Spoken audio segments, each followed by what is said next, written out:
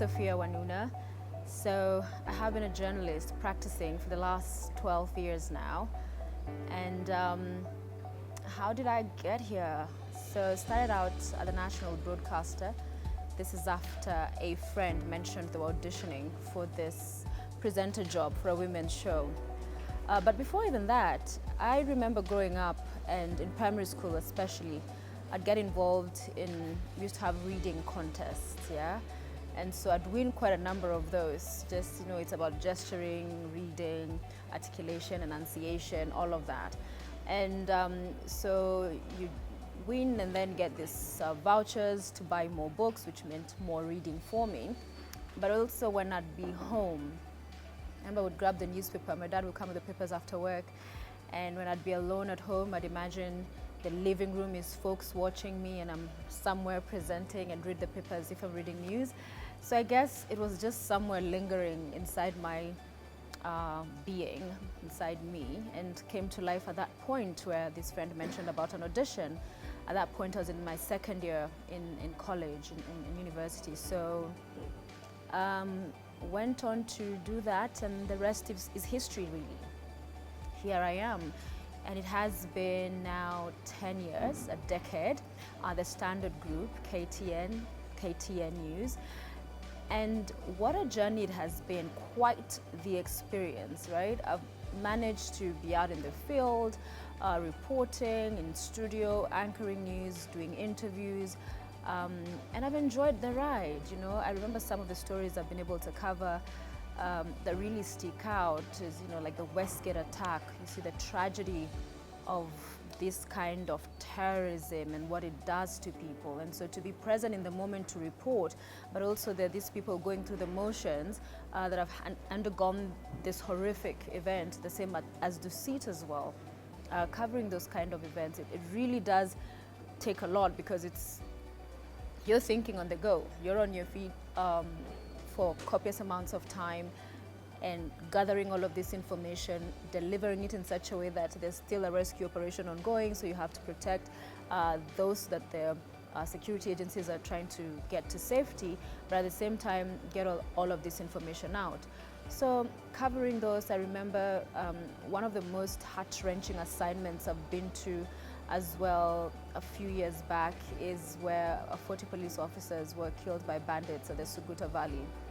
And being there, I remember we covered that with Muhammad Ali. He was much younger then, but going with him with his experience at the time and being in this field in the middle of nowhere. We had walked for like 4 hours because the terrain was so harsh you couldn't get a car through to that particular place where this had happened.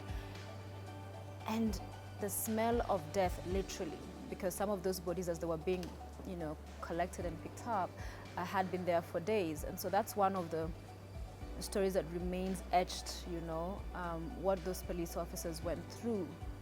And so it's why I do what I do. I think love for country, being able to tell these stories. When I speak about love for country, is to hold leaders account, because a lot of these people we interact with in our shows and the stories that we tell are people who hold office in trust. And so for my mother, for my brother, for my cousin, for you all as our customers, they serve us. And so it's important that we put them to task to account for the offices that they hold. But yeah, so journalism for me is a very empowering position to be able to, on one hand, you're not an expert in all of these fields that you get to deal with, depending on where the story is, because that largely does direct the path we take, although sometimes we also are agenda setting. But in a sense, whilst you're a journalist, but it requires that you have this breadth of information, all of this knowledge. So it's a lot of reading, a lot of research, a lot of networking as well, getting to know these individuals who then are easy to or helpful in as far as turning around this information in a meaningful fashion for our viewers. So it has been an exciting journey, and largely being in the field, partly now in management as well, is a new task, a new challenge we've taken on. What would I be doing if I wasn't a journalist? A lawyer. I'd be doing that. It's something, I know it entails quite a lot of reading, but I'm intrigued by the legal parlance and engagements, and just when you listen, for instance, to one lawyer canvassing a matter, and then they convince you like this is the position, this is what's up, but then you listen to the other countering those arguments, and it's just that whole intriguing thing, and so that it requires that one is really dedicated and committed to whatever it is they're defending. So you're going deep down to get all of the information you can to deliver these punchy, articulate, straight arguments that get you to win. So I think I would be a lawyer.